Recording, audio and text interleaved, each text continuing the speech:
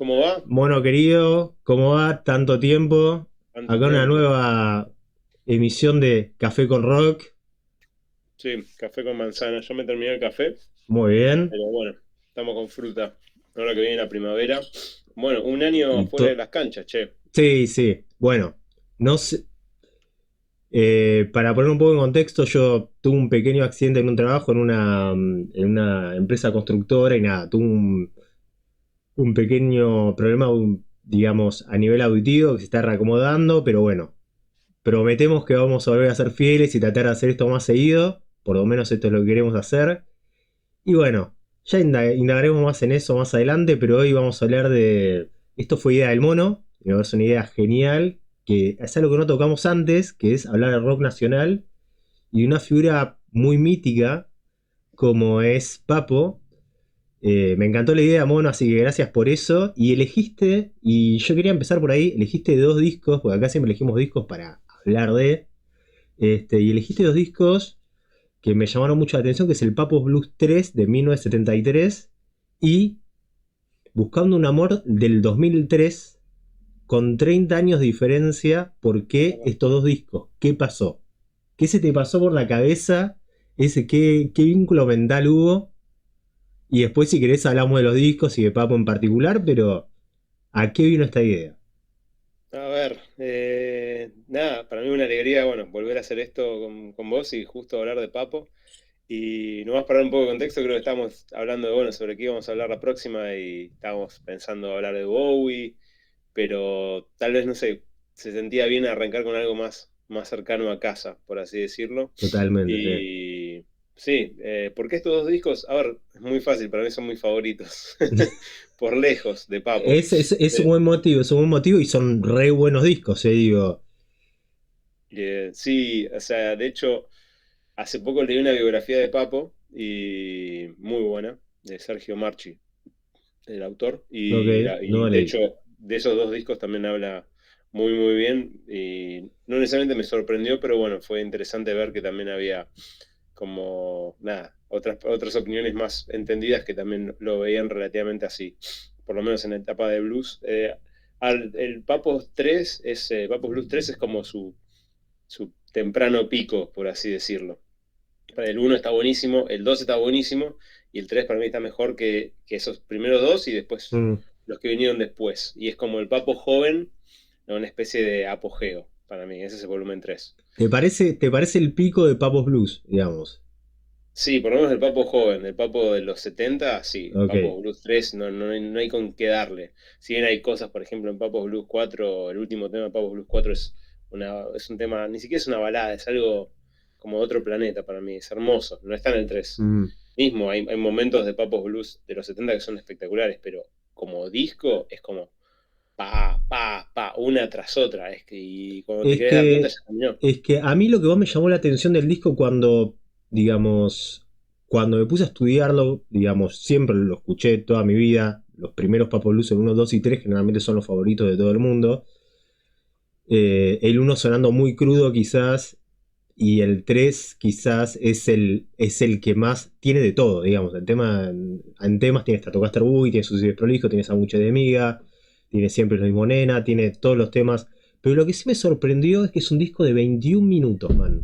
Es un disco Claro, muy compacto, muy grabado en vivo, y es un disco que está tocado con pomo al bajo y, perdón, Macha al bajo y Pomo en batería. Entonces es como un power trio que después fue sin Papo invisible, digamos. El tema del el grupo de Spinetta, que después hicieron todo lo contrario a lo que estaba haciendo Papo, que era más progresivo.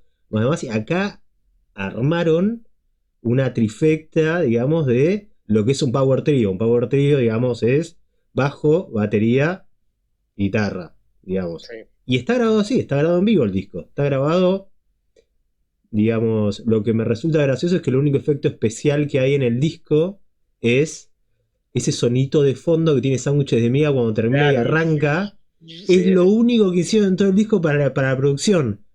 Porque el resto hermoso. del disco es la viola de Papo enchufada, el bajo y la bata y se terminó. Y está grabado como si fuese un disco en vivo.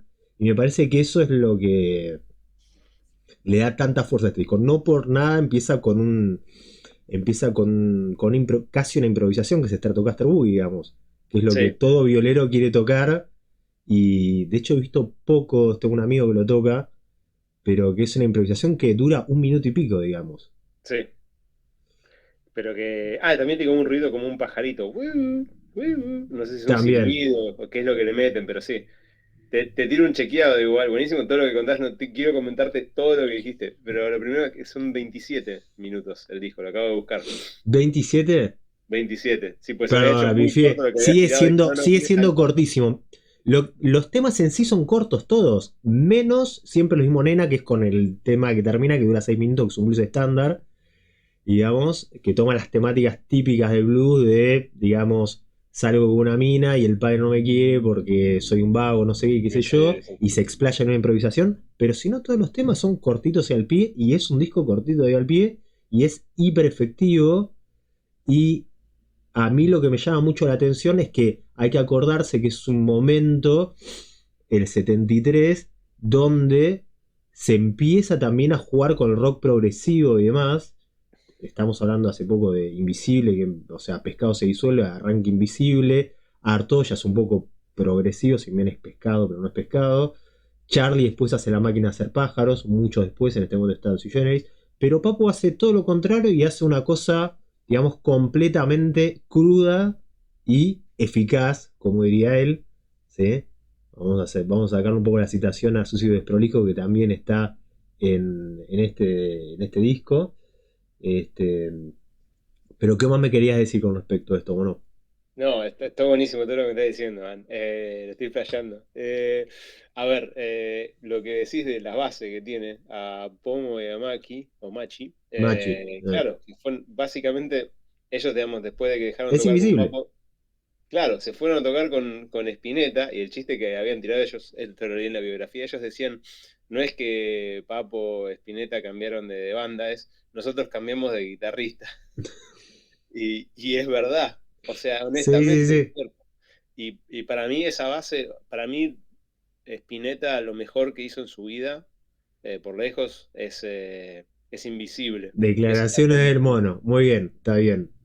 O sea, yo sé que pues es polémico y No, obviamente no hay es otras cosas. polémico. Creo que hay un montón de gente que piensa que a ver, que el pico más alto de Spinetta o es invisible o es Artaud. Que Sí, no están muy lejos a nivel temporario, ¿viste? Artaud es del sí, 73, de la época de este disco, donde casi Spinetta no tenía ya banda. la banda lo abandonó, Sí, sí. básicamente. Es un disco Eh, de él, digamos, es una sí, obligación contractual que él tenía. sí. Eh, Y claro, y básicamente tenés estos dos electrones en nivel semidios o Dios, buscando asociarse con un otro electrón o protón, fuera Papo, fuera Spinetta, y bueno, a Papo le sacaron su mejor disco tal vez de su sí, sí. vida, y definitivamente su primera época, y después se fueron con Spinetta y bueno, hicieron Es que Invisible. también, bueno, digo, no, es una pregunta abierta, ¿no? El rock nacional, a diferencia del rock internacional, que es lo que estuvimos hablando generalmente antes, era mucho de compartir miembros, digamos.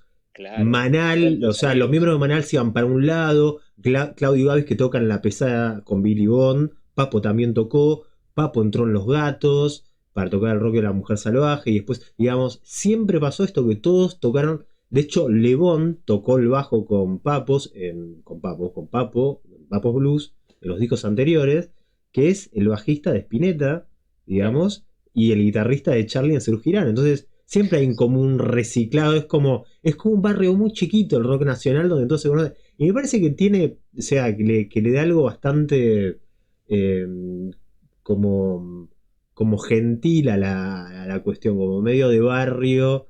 Este, Para mí es hermoso, porque básicamente era una comunidad relativamente comunidad es contracultural. la mejor palabra, digamos. Es lo que estaba buscando y gracias, Algo Mono. así, sí, no. Es que eran eso, básicamente, si bien obviamente había como subgrupos, o sea, uno no se bancaban entre ellos, era como que en algún punto no era un fenómeno de masas el rock, para nada, era un fenómeno No, bastante, no, no. digamos, underground, bastante perseguido, entonces tenía todavía más sentido que, Sí. digamos, que se hicieran el aguante entre De ellos. hecho, la anécdota más famosa es que Papo saca el Papo Blues 1, se va a Inglaterra, donde conoce a Lemmy de Motorhead, toca con John Bonham de Led Zeppelin, todas esas historias de Papo que resultaron después ser ciertas, porque le preguntaron a Lemmy y efectivamente tocó con él, eh, bajista y cantante de Motorhead. Y cuando él vuelve a Argentina, se da cuenta que el disco había sido no un éxito en ventas, pero que la gente que lo está esperando para verlo en el Rex se había llenado. Sí, Y él sí, sí. muy poco, que no sé si lo leíste en el libro, pero es una anécdota que a mí me contaron hace mucho tiempo. Yo dije, qué loco, claro, el chabón se fue, en ese momento te ibas del país, no tenías idea de lo que pasaba, porque en el momento no la pegó, y cuando volvés después de un año para grabar el Papo Blues 2 o vaya a saber qué, el tipo se da cuenta que es un fenómeno de masas. Y no por poco, porque en ese momento, ¿quién tenías como violero que supiese, digamos, vamos a decir, estirar cuerdas, digamos, y tocar blues y tocar una viola de rock? Digo, tenías a Claudio Gavis de Manal y tenías a Papo. Y no había muchos más. Debía haber alguno que otro. Pero que lleguen a este nivel, pues la verdad que Papo en este disco está tocando muy bien. Este, Quiero hablar más de eso. Quiero preguntarte vos que sabés lo que es tocar la guitarra, que yo no lo sé. Te quería preguntar de eso, pero antes también quería comentar lo que habías mencionado recién, o deslizado, que es, no había muchos que estaban haciendo eso, y específicamente el sonido o lo que estaba haciendo Papo, le voló la cabeza a los que vinieron después. Uno que nunca me hubiera esperado era Moyo, mm, que nada, o sea, Moyo, mira, digamos, de le eso no cambió la vida sabía. haber escuchado Papos Blues, básicamente. Mm, Dicho por él mismo. O sea, y una frase que venía del biógrafo de Papo, que es, lo que tocaba Papo después pudieron venir muchos y tocar lo mismo, o incluso más. Pero lo que no hubieran podido hacer es inventarlo.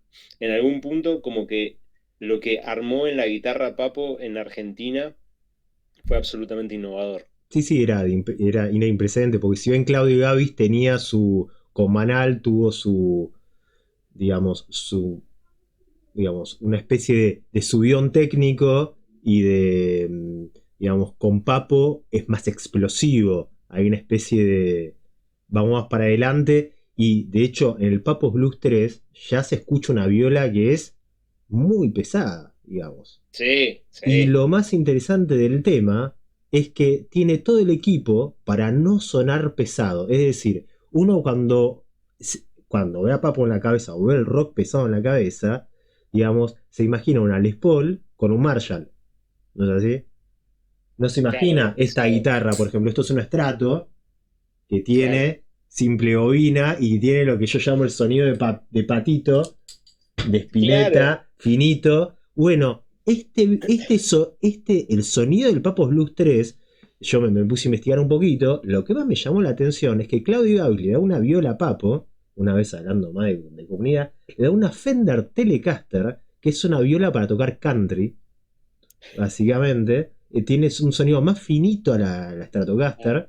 Eh, O sea, la Telecaster es todavía más finita que la para Strato. mí sí, en mí, a ver, hay gente que dice que no, pero sigue siendo un sonido single coin, es decir que Claro. acá vas a tener un solo pickup en vez de tener dos como tiene la Les Paul, que suena más grueso, digamos. Entonces sigue siendo single coin y sigue teniendo un sonido más, más finito, Más digamos. patito, decilo, Más decilo. patito. Y sin embargo, o sea, todo este disco está tocado con una Telecaster enchufado a un ampli que era de marca nacional, que no sé cuál es el coso, o sea, me fijé, era un ampli de esa época y tiene un sonido re particular, re pesado. Obviamente, si, o sea, si te pones a escucharlo, la verdad que pasa desapercibido, pero tiene un sonido recontra pesado, re particular y tiene todo el equipo para que no suene así. Stratocaster y toda la gente lo toca con Les Paul porque piensa que es un tema Les Paulero.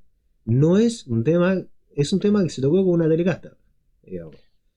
Totalmente. Y de hecho, me resolviste un enigma, porque siempre me da la intuición de que en algún punto, si bien era bien pesado y te derretía la cara el volumen 3 te derrite la cara, lo escucho por lo menos una vez por mes, mínimo. eh, Bien, bueno.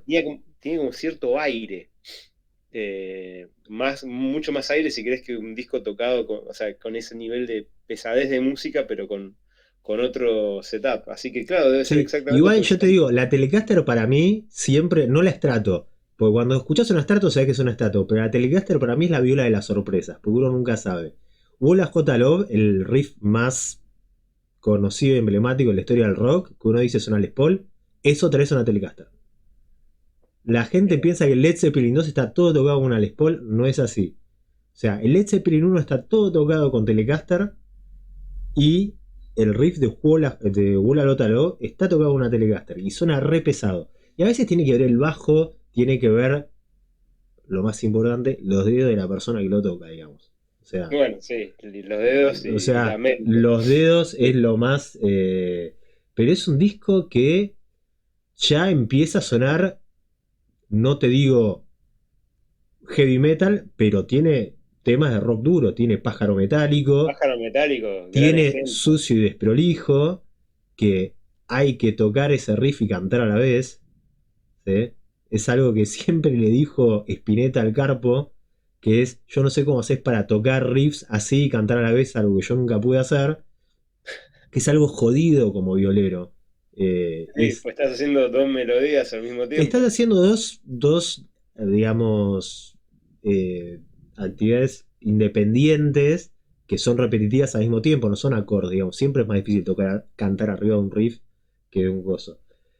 Eh, pero sí, y tiene muchas cosas también. A ver, Papo lo que tiene influencias de... El disco que a Papo le voló la cabeza es el de John Mayall con Eric Clapton, que es un disco que ya hablamos, Sí. que tiene el setup Les Paul Marshall. Peter Green es el que vino después. Y Hendrix siempre dijo que le voló las casillas. Yo escucho mucho de ese sonido de fuzz en este disco. Y también es un disco que tiene un poquito de psicodelia y sobre todo hay un tema a mí que siempre me llamó mucho la atención, que es Sándwiches de Miga, que me gustaría hablar un poco, que es el único que Claro. decíamos que tiene este medio efecto especial.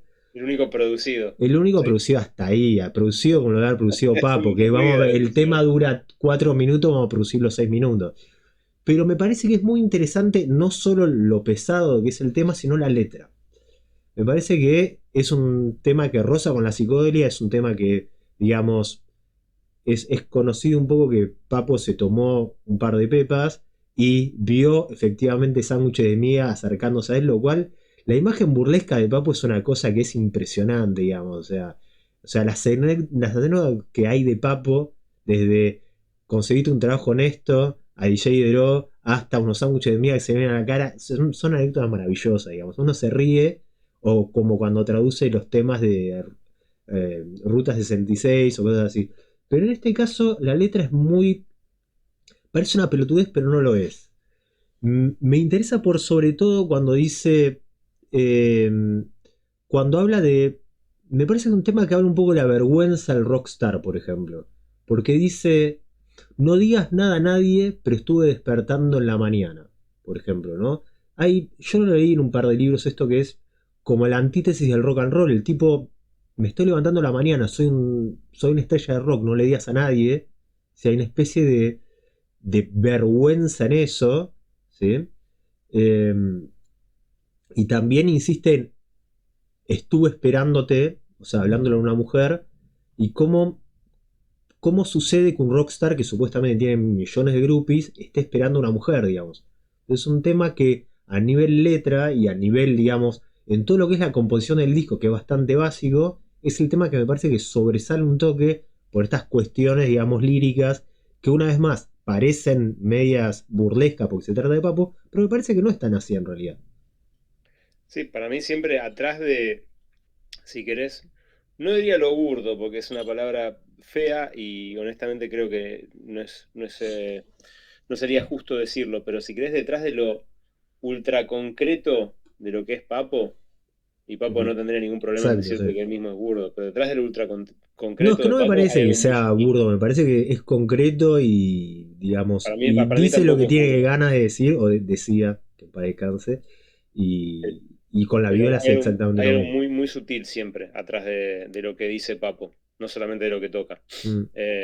A mí, de hecho, las letras de Papo me gustan, me gustan. Algunas, por supuesto, no tienen vuelta, Pero igual, Que está por bien ejemplo, que no bajando tengan el vuelta, ferrocarril, digamos. O sea, son como sus declaraciones, ¿no? son declaraciones, pero que son muy, muy, muy reales y no son, o sea, en algún punto en general, o sea, salvo tal vez cuando va con cosas de blues, pero mismo aún, el Papo siempre para mí es muy fresco, aun cuando va a un lugar, si querés que podría decir estrillado, a él no le sale trillado, o yo no lo Exacto. percibo como algo trillado.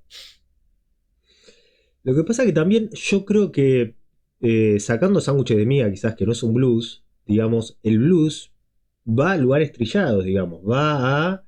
la típica letra de blues es ¿por qué me dejaste? Y el tipo en realidad es un alcohólico que no se levanta a la mañana y no sé qué. La típica canción de Hendrix, Red House, que dice, bueno, no me importa, me queda mi guitarra, y si vos no me querés, tu hermana sí. O sea, son lugares trillados, pero el blues sí termina así, Red House. Dice, si vos no me querés, sé que tu hermana sí. O sea, digamos, uno no los escucha tanto quizás porque, porque es en inglés, pero cuando Papo lo hace en español, lo hace tal cual, es un blues. Los blues de Robert Johnson son así. O sea, estoy tirado en la estación, no tengo nada que hacer, estoy esperando el tren, soy un vagabundo. O sea, hay mucha desdicha, pero mucha ironía. Dice, bueno, no importa, tengo mi guitarra. Y es lo que Sí, hace Papo en español. Y suena como medio mersa a veces, pero digamos, es típico. La ironía frente al infortunio es típico de la letra del blues. sí, Es, sí. Esa postura, que no es una postura de víctima.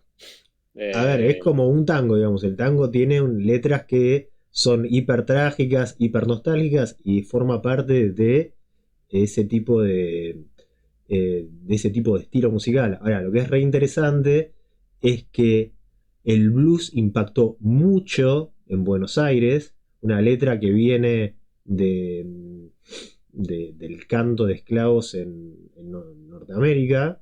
Y volvemos a la misma pregunta. Antes decíamos por qué el blues le pegó tanto a tres británicos como Eric Clapton, Jeff Beck y Jimmy Page. Podés poner a muchos más que están en otro país, del otro lado del océano, pero también les pega a gente como Papo, Claudio Gavis, Charlie García hizo blueses, Cementerio Club, Spinetta hizo blueses, o sea, eh, también hay que pensar el blues como una cuestión, digamos, ¿por qué impacta tanto? ¿Viste? ¿Por qué esta forma de expresar el sufrimiento es tan relevante? Digamos, es re interesante, me parece que, sí, digamos, es muy poderosa. No, yo todavía no lo entiendo. Y no sé si lo voy a entender alguna vez, pero es notable. Es no sé, notable como tenés lo fértil que es el blues. Vamos a ponerlo de esa exactamente, forma. exactamente. Si agarrás un tema como Trabajando en las vías del ferrocarril, es un blues en mayor, digamos, es un blues que en escala mayor, pero sigue siendo un blues, y es un tipo, digamos, que habla de un trabajo, digamos, medio de baja gama, que, digamos, que es feliz igual, pese a todos los Pero infortunios que para tiene. mí, ese es un anti-blues en algún punto, porque Ok, es pura felicidad ese tema. Voy con desarrolle, muchas señor. ganas y con felicidad. Dice eso.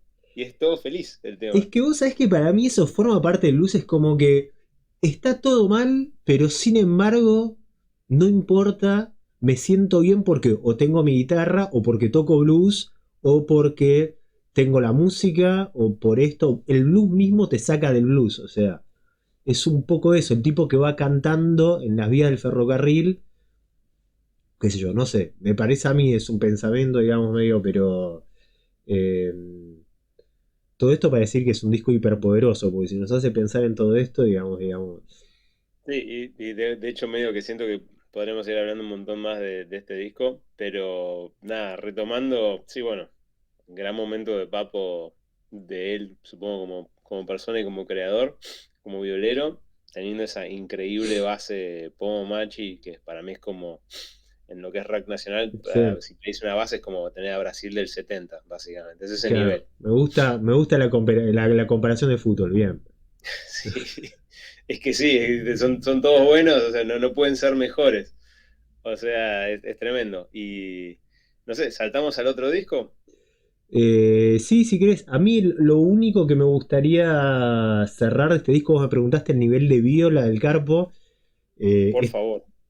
es espectacular. O sea, más allá del sonido, lo que te decía, que para mí está excelente, si bien es bastante. bastante, digamos, de época por momentos. Me parece espectacular. O sea, hay un montón de gente que va a trillar a Papo de Cuadrado. Cuando alguien habla de cuadrado para un guitarrista es que no sale la pentatónica. Eh, ¿Por qué no? ¿Por qué? O sea, digamos, forma parte del lenguaje. Cuando estás tocando música clásica, tocas escalas de la música clásica. En ese momento era el lenguaje que había. Y mismo que creo que más allá de la época, está tocando como la puta madre. Y se escuchan mucho las influencias que te decía. De Clapton, de Jeff Beck, de Peter Green sobre todo. Anécdota de color, Papo era más de Peter Green, Claudio Gabis era más de Clapton. Sí, sí, sí, eso creo que No, había leído perdón, también. no, Claudio Gabis le gustaba más la Paul Butterfield Blues Band que tocaba Mike Bloomfield. Eh, Ah, lo que sabía de Papo era fan de, sí, de de Peter Peter Green. Green era muy fan y la gente dice, no, ¿cómo puede ser? Digo, porque Peter Green es un violero muy melódico. Y Papo también lo que pasa es que la gente, digamos, no. La imagen de pesado que tenía Papo no te permitía. Pero nada, cerrando esto, sí, vamos a buscando un amor que son 30 años después, man. 2003.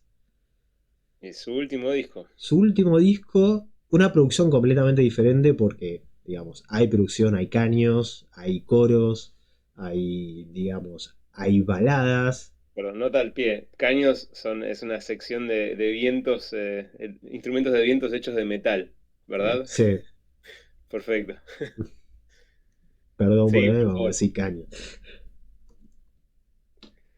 Y sí, no, tiene una producción de. ¿No es del Corcho Rodríguez? Sí, el Cocho Rodríguez. Sí. Básicamente fue el disco con mejor producción que tuvo Papo en toda su carrera. Mm. Y fue concebido así. Fue como una movida del Corcho Rodríguez y una discográfica y otro productor que no me acuerdo cómo se llama, que dijeron, bueno, loco, no puede ser, sos Papo, tuviste la carrera que tuviste, nunca tuviste un disco bien producido. O sea, no puede ser. ¿Realmente fue esa la Vamos a hacerlo cuestión? bien. Fue, digamos, te falta un disco con producción, entonces esa suerte de diálogo. Sí, sí, sí, Ah, claramente desde el ok. Vamos incluso tuvo un adelanto fuerte también a Papo, como diciendo, te vamos a pagar lo que tenemos que pagar. O sea, hagámoslo bien, hagámoslo como se hace en las grandes ligas. Fue Ok, todo así. mira, Y así fue. mira. Así Nota de fue. color aparte, el disco anterior es un discazo porque es el disco doble Papo y Amigos, Sí, que sí. suena de puta madre, este, en el cual lamentablemente podría haber estado Spinetta, y Spinetta no estuvo, porque Spinetta estaba con una depresión terrible porque lo acaba de dejar su mujer, y lo fue a buscar, no sé si fue, o el hijo de Papo, no sé quién, no sé si fue Papo Sí, sí, creo que fue el hijo de personalmente, Papo. Sí. con una nota de instrucciones de cómo dejar de llorar por tu mujer. Tipo, imaginarla fea, imaginar que no te merece. Claro, tipo la solución de Claro, la Papo al solución problema, mágica ¿viste? para salir de la cama, porque Pineta no salía de la cama. Creo que lo recibió el hijo, no sé qué. Sí, creo que lo recibió Y Dante, o sí, algo así, sí, sí. sí, y de hecho digo, más historias las de Papo. A ver, con Spinetta está la gran historia de Spinetta que le regaló la acústica en la época de pescado. En la época de pescado, Spinetta era un gran, digamos, un gran fanático de Papo porque quería volcarse a lo pesado después de la experiencia Almendra y le regala su acústica. No sé si no creo que haya sido la acústica con la que hizo Muchachos de Ojos de Papel, pero sí una acústica con la que grabó muchos temas de Almendra. Y Papo vende esa viola para comprarse una Les Paul. Sí. Con lo cual Papo y Spinetta estuvieron mucho tiempo sin hablarse. Y esto iba a ser el reencuentro y no se dio. Yo solo quería esa nota de color. Que el disco anterior también fue un disco de puta madre. Y Papo tocando muy bien. Con lo cual, el sucio y desprolijo que hace Divididos es en ese disco. Escúchenlo. Porque mata todo. La verdad, la viola de Moyo ahí rompe Bueno, todo. para Moyo, para mí ese fue un gran momento, porque Susi Desprolijo fue, creo que específicamente el tema Sí. que medio que le partió la cabeza y dijo, bueno, ok, va por acá. No. Así que sí, Quería nada sí, más sí. poner esa notita al pie que el disco anterior también había sido un excelente disco. No, Y Papo venía en un buen momento, o mm, sea, hubo una época que casi deja la música, en el básicamente, y principio 11, del 90, ¿no? Porque se muere el sí, padre. y se... No, no, el padre falleció después, creo. Fue antes. Fue un momento donde básicamente como que sentía que no iba a ningún lado con la música, estaba mucho más dedicado al taller mecánico ¿Pero eso o a fue a otras principios del cosas. 90 o yo había escuchado que era... Porque saca blues local a principios del 90 eh, y no sé si en ese periodo había pasado mucho tiempo sin actividad. Sí, fue algo, sí, fue de hecho, sí, vino ay, me olvidé, vino un artista muy importante de Argentina, internacional de blues, y Bueno, básicamente tocó con B.B. King él, digamos. sí, sí, O eso sea, fue eso... después. Pero creo, bueno, honestamente no me acuerdo, pero sé que tuvo un momento, un periodo donde casi estuvo, digamos, sin tocar, mm, y como que lo volvió a la música, y ahí, a partir de ahí, como fue una ascendente muy fuerte hasta llegar a este disco, básicamente. ujú. Hasta, sí, buscando un ¿Y amor. qué es lo que te llama? A mí lo que más me gustó de este disco es que tiene muchas facetas y me encanta. Yo no sabía, no lo había escuchado antes, lo escuché específicamente para el podcast y me encantó la parte dedicada a B.B. King. Me encantó ¿Te gustó? me encantó la segunda parte dedicada a B.B. King, me parece excelente. Me parece que captura mucho esta amistad que tenían entre los dos. Me cagué de risa porque me había olvidado que B.B. King lo llamaba The Cheeseman, o sea, el hombre Sí. queso, porque le había, le había ofrecido queso de Argentina con un vino o algo así como Sí, le regalo. había llegado unos quesos de regalo, una Sí, vuelta. sí, sí. Una cosa magnífica. Este, así que otra anécdota, la Papo. Eh, pero bueno, a mí eso y me parece un disco consistente y bien producido, pero sobre todo me gustaría saber qué es lo que pensás vos y qué te lleva a ese disco habiendo tantos en el medio, ¿no? Porque está, acordémonos que nos salteamos Riff en este momento, que fue la banda Sí, AC/DC de Papo, completamente. digamos. Estamos yendo a Buscando un Amor, que es el último disco, él fallece muy poco tiempo después, muy poco tiempo después, de hecho. Eh, que, ¿Ves alguna conexión con Papos Blues 3 o te parece que es una entidad completamente diferente, 30 años después? Es muy difícil para mí decir esto con cierto nivel de, si querés, objetividad. O sea, pero mi sensación es que es como ese papo de más alto vuelo creativo que está brillando acá en este disco. Mm, Y es el mismo papo que con 30 años menos hizo Papos Blues 3. El mismo. O sea, ese brillo mm, interno que proyecta con lo que está haciendo está fulgurante en este disco también para mí. Y lo ujú. escuchás en todo, en lo que compone, en lo que canta, en lo que toca. En todo. Tengo que buscar una forma tal vez más concreta de decírtelo, pero No, no, pero la, se entiende perfecto, sí, sí, sí. ya cómo arranca, o sea, vos pones volumen 3 y entraste de una. O sea, arranca hasta tocaste Boogie y el pajarito es como que ya entraste en el trip completamente. Y Claro. con este disco también. O sea, arranca con Ella es un ángel, pam, pam, pam, pam, ya estás subido en el auto o en la Harley con Papo en la ruta. ¿Entendés? Es Sí, un sí, disco para entraste mí en de el ruta. disco, digamos. Estás metido adentro de lo que es el disco y, digamos, y no son discos conceptos, no son discos pretenciosos, son discos que, digamos, son discos de rock, básicamente. Sí. Y Están... entraste en un segundo y medio, estás mm, completamente subido al disco. Para mí hay muy pocos discos que logran hacer eso mm. con el que los escucha. Es muy difícil, o muy, muy raro, por así decirlo, muy excepcional. Para mí, por lo menos, en mi Sí, experiencia de lo son, que es un a disco. ver, son discos que los temas te dan ganas de...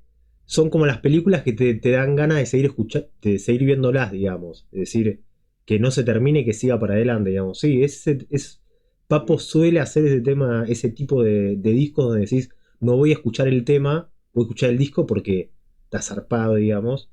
Sí. Eh, Y como que en algún punto, yo creo que como el mejor arte, te empezás a olvidar un poco de, de quién sos en el momento en que estás percibiendo el arte, es como que te olvidas un poquito de tu persona, por así decirlo. A mí eso definitivamente me pasa con esos dos discos. Ujú. O sea, entro tanto en el trip que me olvido un poco de quién soy yo Sí, bueno, es en una. un momento. Sí, sí, es lo que se llama, digamos, para mí, lo que me pasa con la música es cuando uno entra en una manera de ser contemplativa, digamos. Uno entra tanto a contemplar un disco. Parece medio boludo hablar de un disco de Papo y hablar de la contemplación, pero es así, digamos. Uno entra tanto en la esencia del disco que, digamos, estás en ese presente del disco.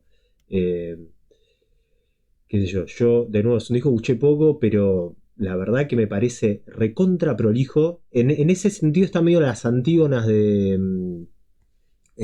a los opuestos de Papo Luz 3, porque Papo Luz 3 está grabado en vivo, pero sigue teniendo esa sinceridad y a veces sincericidio que tiene Papo.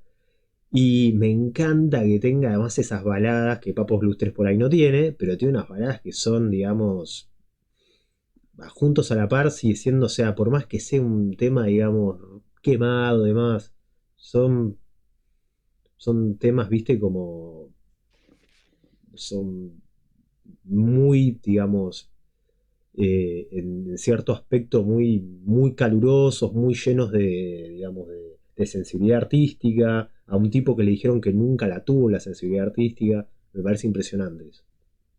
Es, bueno, lo que tiene Buscando un amor que no tiene Papos Blues 3 es 30 años de aventuras, De vivir. decepciones y aprendizajes, básicamente. Mm. 30 años vividos a un nivel que me parece que si juntamos tu vida y la mía y la No, multiplicamos no, por no, 5 seguro nunca que, llegaríamos. seguro que no. Y eso es lo que tiene. Pero sin haber, o sea, cambió, pero siguió siendo la misma persona, muy fiel a eso, a lo sutil que lo movía. Mm, Y las baladas para mí son muy reales. Y bueno, está la otra que es Quizá Mañana. ujú. Y lo que tiene el disco un poco, que es pesado percibirlo, es como una prefiguración para mí bastante fuerte de su propia muerte, o por lo menos de su Es increíble mortalidad. eso, ¿no? Hasta la cobertura del disco, La portada. digamos, donde están todos los bluseros muertos, creo que está Muddy Waters, Hendrix, Sí. Vaughan, etcétera, están ahí desde el cielo, y él como Y una él es especie un él angelito. es un angelito, no sé si es Cupido, no sé qué, pero es un angelito, es rarísimo, Es muy porque la fuerte eso. muerte de él fue completamente accidental. Si uno piensa en el disco de Bowie que hizo, sabiendo que se iba a morir, Blackstar, digamos, sí se escucha a una persona que se iba a morir, en Pero lo cambio, sabe. eh, por- efectivamente porque él lo sabía, es una locura igual hacer un disco así, después hablaremos de Bowie en otro momento, Sí. prometido, ya prometimos que vamos a volver, que estamos Estás ahí volviendo. amenazando, el chaparrón en el momento tiene que quedarse. Está bien, está No, de bien. Bowie ya vamos a hablar, ya vamos a hablar. Escuchame, hablamos de Lou Reed, hablamos de Iggy Pop, nos falta el tercero en desgracia. Eh, No, pero bueno, la novia de Papo odiaba la tapa, la ah, odió, si no. ¿sí? ¿Por qué? Sí, dice, parece que estuvieras muerto, sí. Pero a Papo le encantó, y bueno, quedó esa tapa. Mm, Pero sí, quizás mañana además, es básicamente es una despedida, man. sí, Y es sí. muy fuerte escuchar la letra interpretándola así, que no es Mm, muy difícil interpretarla como una despedida, porque es esencialmente para mí lo que es. mm. Estás hablando de Eh, quizás mañana. Quizás mañana, sí. Mm, Y musicalmente, bueno, los arreglos están recontra bien hechos. mm. Es un golazo. Pero honestamente me interesaría escucharte a vos hablar de cómo tocó la viola en este disco. Él. Mirá, lo interesante de Papo, que no pasa en casi todos los violeros, es que no bajó de nivel en ningún momento de la carrera. De hecho, para darte un ejemplo, en el momento que Van Halen empieza a popularizar el tapping, Papo aprende a hacer tapping, quizás no como Van Halen porque no le interesaba, pero lo he visto. Eh, de hecho, yo se lo ve haciendo un muy buen tapping hablando del Papo Blues 3. Hay un video que les recomiendo, haciendo Sucio y Desprolijo con Charlie García. Es excelente, véanlo. Si ponen Charlie García Papo en YouTube, aparece. Aparecemos nosotros, pero también aparece gente interesante como Papo y Charlie Claro. García a otro nivel. Digamos, y es un video creo que del 2000 y Papo está tocando, Papo siempre, o sea, no bajó el nivel de la viola. Si bien tuvo momentos de ausencia y demás, siempre tocó su estilo.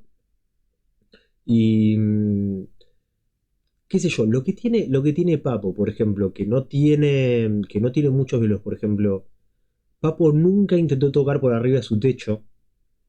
Y es por eso que, si bien parece un chabón resacado, es un violero re prolijo en el términos de que nunca se le escucha una nota pifiada, por ejemplo, a Papo.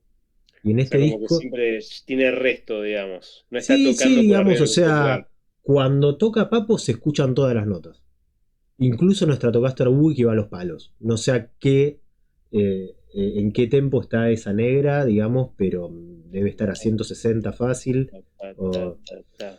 tiene Debe ser unos beats. 160, una cosa así, Sí, sí. está rápido. Es un shuffle que está rapidísimo. Digamos, cuando vos escuchás a Jimmy Page, que ya es un violero, o sea, va a hacer eso y va a tener tres notas pifiadas por tres notas que toca. Papo, se Me encanta. escuchan.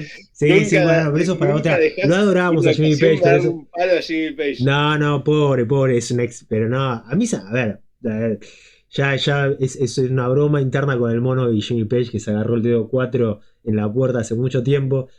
Eh, pero eso viene para otro capítulo. Digamos, ¿qué pasa con los solos de Jimmy Page? ¿Qué pasa? Este, pero Papo no tiene eso, Papo no tiene solos desprolijos, digamos. Los solos de Papo se escuchan todas las notas, están re bien tocadas y es una excelente viola de rock. Una excelente viola de rock. Y a veces, honestamente no lo escuché tanto en este disco lo debo haber escuchado 3 4 veces, pero se escuchaba también una viola de rock como debe ser, igual que en el Papo Blues del 73. Lo único que cambia es el sonido, digamos. El sonido que es digamos, que las instrucciones, según lo que decía Luciano, su hijo, era poner el Marshall al taco y la viola y un cable, y se terminó, digamos. Y ese es el sonido de él, y está fantástico, man. Es, es recontra honorable lo que hizo, y más allá de cómo tocó en este disco, me parece que lo más importante, y para cerrar el tema de Papo, y en general quizás el episodio, es lo importante que fue Papo para la viola en Argentina y en Latinoamérica, porque un montón de violeros que salieron después aprendieron de él y aprendieron de lo que él hacía. Porque imagínate que en ese momento era muy difícil poder tocar una viola, digamos, si vos te situás en el 69, 70, cuando el Papo empieza a surgir, el Papo Blues 1 del 71, digamos, debe haber sido muy difícil adquirir las bases para, viste, poder hacer algo tan simple como, viste, estiro una cuerda así, viste, hago esto, ¿viste? O sea, ¿cómo se hacía? ¿Cómo se vibraba? ¿Cómo se hacía este pequeño sonido, viste? Un vibrato así. Papo tenía todo ese lenguaje musical. Estamos hablando de un músico que tenía mucho lenguaje musical. Y se explica también para cerrar un poco lo que es el personaje de Papo, que él siempre decía de una manera muy de anécdotas Papo, decía, si vos crees que tu hijo tenga cultura musical, te va a salir como $100.000. A mí me salió gratis, tenía a mi hermana tocando Bach en el piano de al lado, y escuchaba todo el día música clásica, y cuando yo quería tocaba blues y demás. Con lo cual, yo creo que él tenía una facilidad muy grande para incorporar lenguajes nuevos, sin otra cosa que discos. O sea, yo lo que sé que Papo en su momento, esto lo escuché por Claudio Gávez, lo que hacía para sacar los solos de Eric Clapton en los Blues Breakers era agarrar el vinilo, bajarle la velocidad y así iban sacando. Eran tipos que tenían la oreja reafinada. Sí, no, Eh, tenía una oreja tremenda. Hoy yo por hoy, la verdad, yo quiero sacar un tema. Hoy, el otro día estaba tocando Castles Made of Sun de Hendrix, no sé si lo tenés. Sí, claro que sí. Y lo saqué de YouTube, la verdad que dije, no tengo mucho tiempo, tengo que laburar, tengo que hacer esto, qué sé yo. Y lo saqué de YouTube y lo sacás enseguida y es mucho más fácil, es menos gratificante, pero no ejercitas la oreja. Eh, Papo la tenía en ese sentido. No estoy hablando solo de la oreja, sino a nivel estilístico y demás. Me parece que es un legado para toda Latinoamérica porque tuvieron de de qué alimentarse luego, digamos. Me parece que es una nota de color bastante linda para cerrar. Porque no veo otro violero más que Claudio Gavis, digamos. Está Edelmiro Molinari que tocaba en Almendra, pero digamos, en el 69, cuando Papo toca en Los Gatos, yo no sé quién más había y no sé cómo, y me encanta la gente que sale de cualquier lado y aprende a tocar y sabe algo, digamos, que no está en el contexto actual. Está fantástico. Sí, generan un contexto a partir del cual sale todo lo demás. Es como Exactamente. Lo las que vos primeras decías de plantas Moyo. que van colonizando el desierto y después vienen todas las demás especies atrás, sí. Sí, Completamente. sí, es un flash, es un flash. La verdad que sí, no quiero dejar de hablar, aunque, pero hasta, qué lindo que es hablar de Papo, la verdad.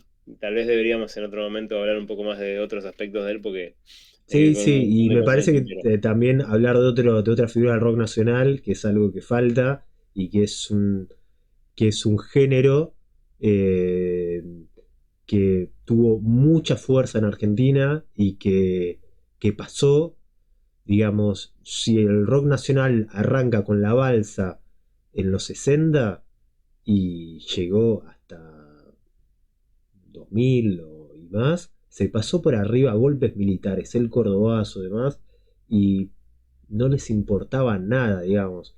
O sea, tener el pelo largo en esa época, en el 70 y pico, eh, eh, y andar por la calle así, cuando te podían detener por tener el pelo largo, digamos, había que tener muchas bolas. Entonces, digamos, ojo cuando se habla de artistas así, porque para darte un ejemplo, no sé si el batero de Aeroblues, que es la banda que él hace entre Riff Sí, y entre Coso Pulse y y Riff, Papo sí. Blues, se fue a Brasil porque no se podía tocar acá, porque, digamos, tocar acá era muy peligroso, digamos, en la época post 76.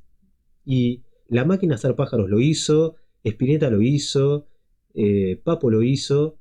No quiero que sea un eslogan de Menem, pero realmente lo hicieron y cuando vos escuchás cosas, digamos, pienso por ejemplo en Canción de Alicia en el País y demás, o Los Dinosaurios, o cosas que hacen tanta referencia a la opresión que se vive en Argentina, la verdad que son artistas con los cuales uno se tiene que sacar el sombrero de la cabeza y decir chapeau, porque es fantástico. Totalmente. Sí, yo no puedo, no solamente no puedo ignorar el rock en lo que fue la historia de Argentina reciente, sino que en algún punto no los puedo disociar. Para mí es casi, en algún punto, casi el lente por el cual veo la historia de Argentina definitivamente en los Mm, 70s y en los 80s. Y en gran medida en los 90 también. mm, Cerramos tal cual. acá y nos quedamos con ganas Cerramos para el acá. próximo. Y digamos, voy a tirar un dato de color como siempre para el final, Ah, que es es verdad. a partir de la dictadura que arranca en el 76, y la guerra en las Malvinas contra los ingleses, hubo un, digamos, un apogeo del rock nacional en la radio, porque el rock en inglés estaba prohibido en las radios. Entonces, justamente en los 80 empiezan a aparecer todas estas bandas, como Patricio Rey, como Soda Stereo, Papo seguía en la masa con Riff y demás, pero estas bandas se vuelven a escuchar y mucho más porque aparecen en las radios, porque había que llenar estos, digamos, este hueco de rock internacional que no existía más, porque el otro rock era, En digamos, inglés. anglosajón. Entonces, ahí vamos. Bueno, muchas gracias a todos por escucharnos. Acá volvimos a la carretera y los esperamos nuevamente para un nuevo episodio de Café con Rock. Justo me terminé mi café. Hasta el próximo a todos. Muchas gracias, Mono. Un placer como siempre. Un placer, loco.